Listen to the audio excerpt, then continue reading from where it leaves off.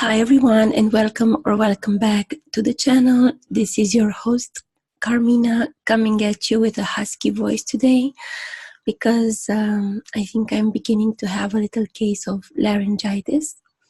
So maybe I should do an ASMR video, but anyway, I'm just going to take 2 minutes to explain to you again how to lay out the cards for the Light on a Star spread, because I already have a video where I explained the Light on a Star, but some people were confused as to the order where you lay the cards in.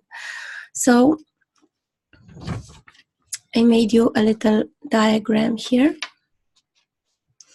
So the first card you put down is on top here, and that's should be representative of the query card. That should describe the question. The second card you put down, it's here. Okay, so this is the present situation.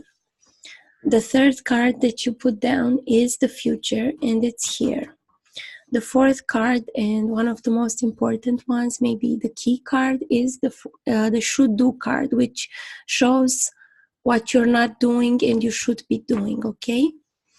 And then the fifth card shows what goes against you. It's here between the future and the query card. And then the next card you put down is here between the query and the present card, and that shows what goes for you in the situation, what goes towards your advantage. And then the seventh card is the outcome, and it's in the middle. So the shape is like a star. That's why this spread is called Light on a Star. It should be more or less like a star. So chuk, chuk, chuk, chuk, chuk, chuk. Yes, it's Light on a Star because you're shedding light on your issue or your client's burning question, okay? So yeah, you can interpret the cards according to the cards of truth principles that I continuously talk about in the card videos, and you have a bunch of playlists for that. Okay, I'm gonna let you guys go, and I'll see you again soon with more videos and a better voice. Okay, bye.